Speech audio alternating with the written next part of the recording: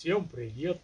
Ну, наконец-то закончились зимние праздники, и можно активно взяться за работу, да и погода этому благоволит.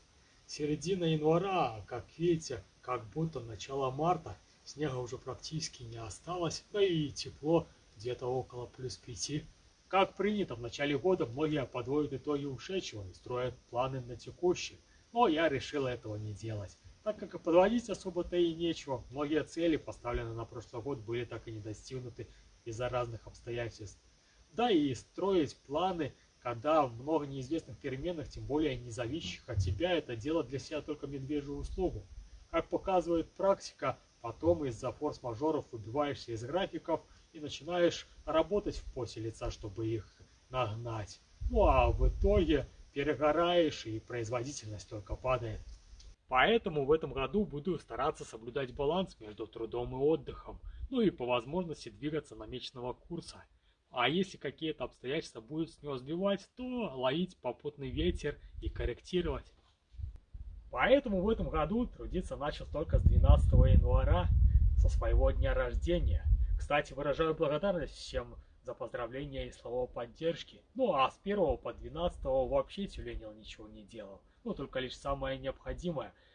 Печку истопить, воды принести, кроликов покормить. А так в основном отдыхал, набирался сил на предстоящее, ну и восстанавливал с прошедшего, так как он закончился довольно так и тяжело, пахал в поте лица в прямом и переносном смысле.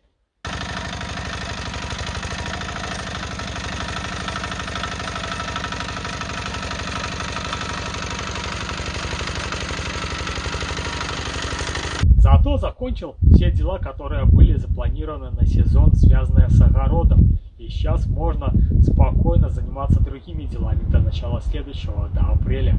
Хотя, судя по такой зиме, может быть и раньше.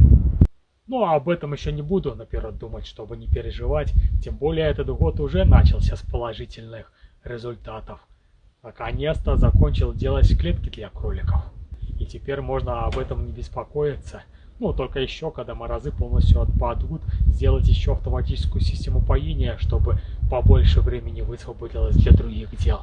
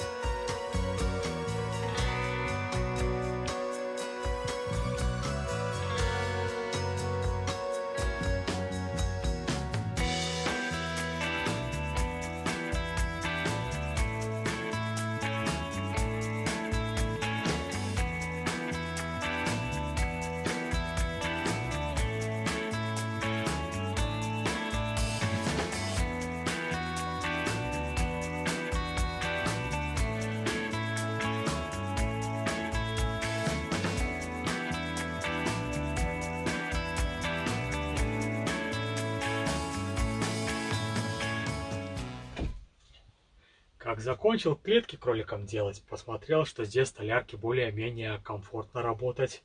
Да и морозов вроде бы не предвидится на ближайшее время, то решил остаться здесь и трудиться, подготовить материалы для следующих поделок.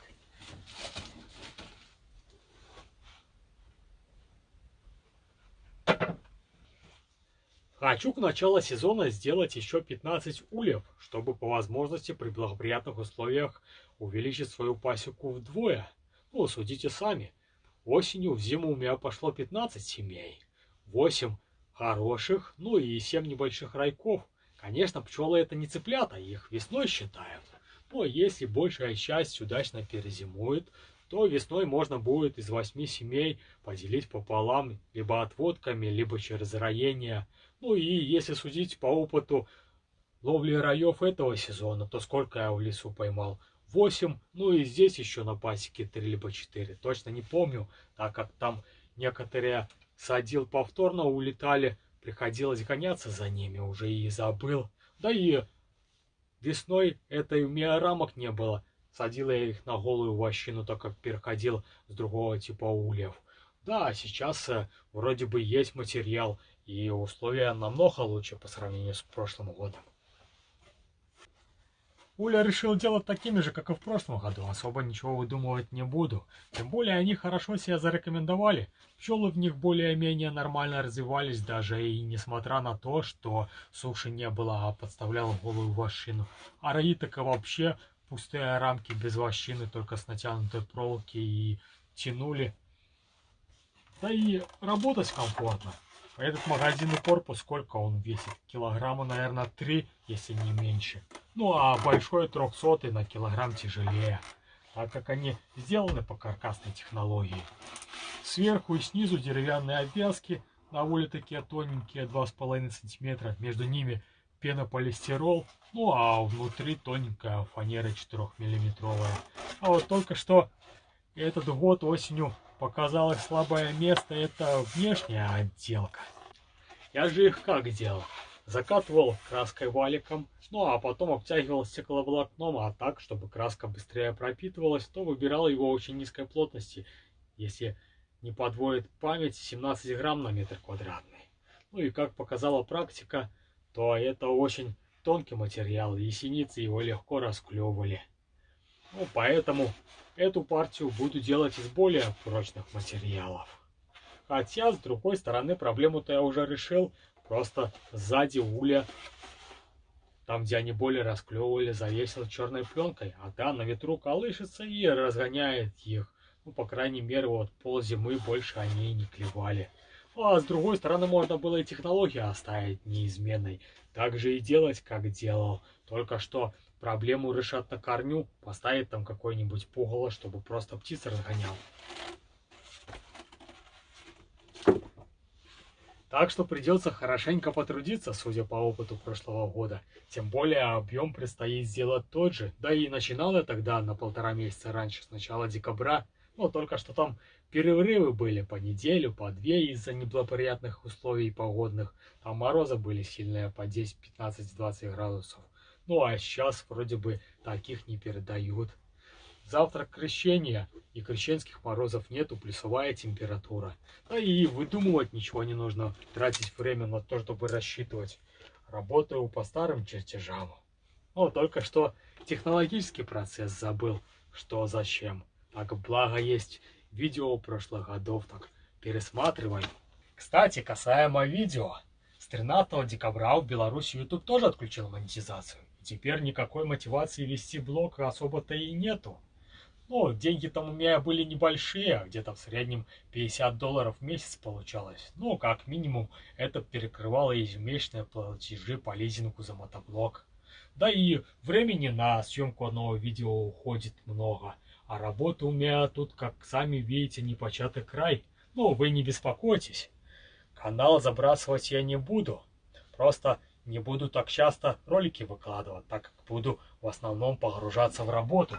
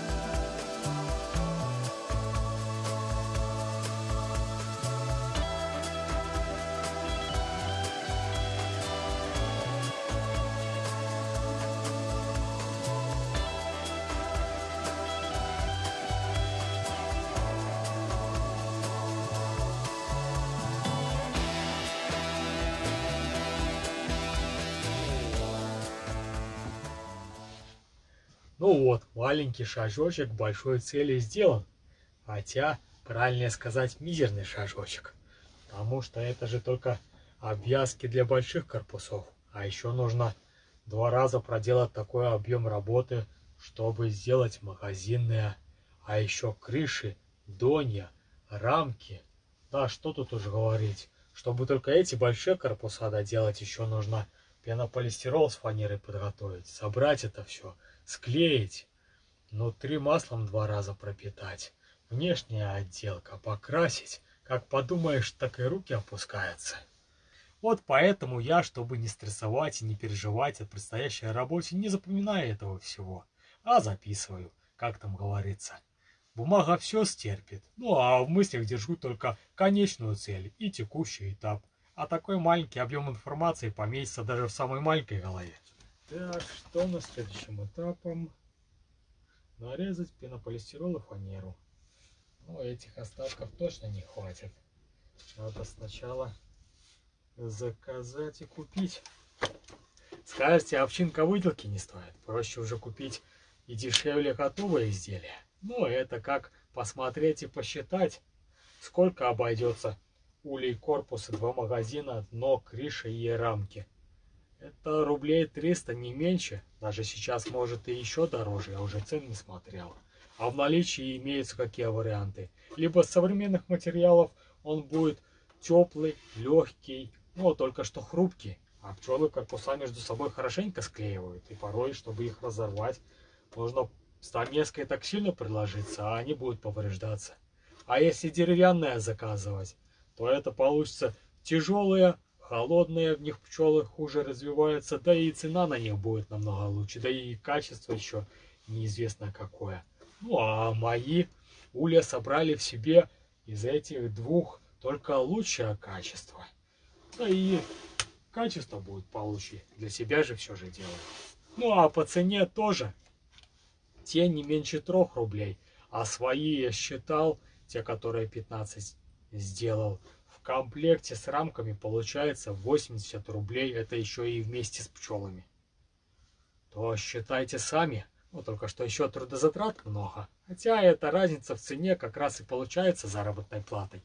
Хотя лучше не превращать это в работу и соблюдать баланс между работой и отдыхом, а то и смысл пропадет во всем.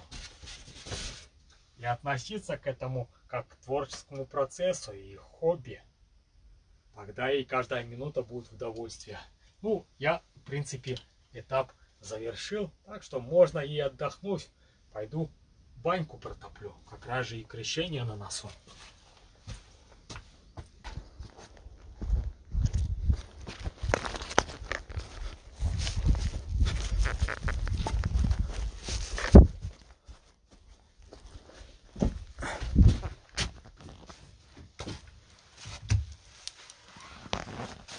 Что, пришла париться?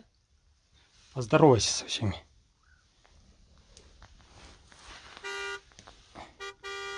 О, кто-то приехал.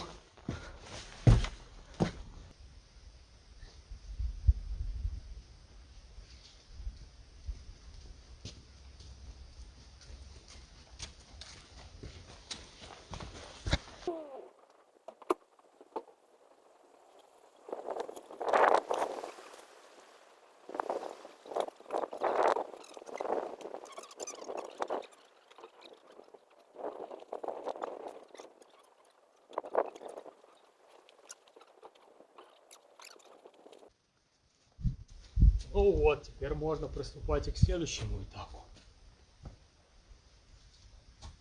Ну вот только что фанера других размеров, такая как была в прошлый раз, не было в наличии, пришлось такую заказывать. Ну а эту я убирал специально, чтобы она влазила по габаритам в столярку, можно было ее и вдоль и поперек. Ну а эту, наверное, уже поперек не пустишь, на воле длинная.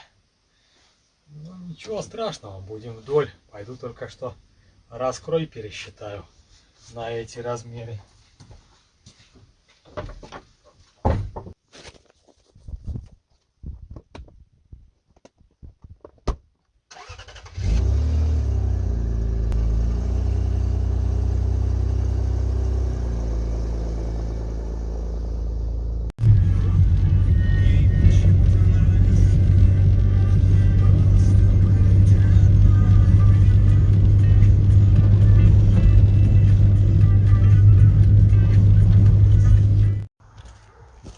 Приехал в город, купил все необходимое, чтобы можно было доделать улья. Теперь можно будет и не отвлекаться, а трудиться без перерыва. Ну, только что еще надо будет докупить материала для внешней отделки, но это уже потом. Надо же сначала собрать сюда, и пусть погода восстановится. А еще взял провода для своего сварочного аппарата. Думаю, что скорее всего не получалось из-за них. Теперь буду учиться не только борщи варить, надо же будет технику к сезону подготавливать.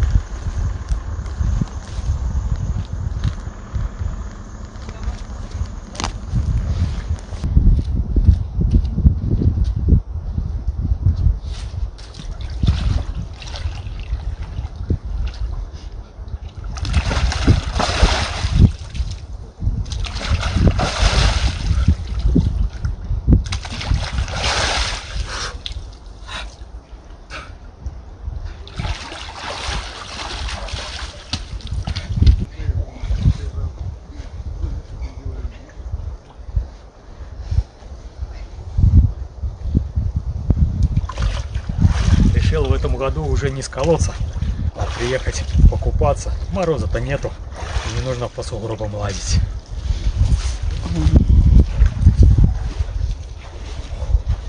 Ехать домой, работать.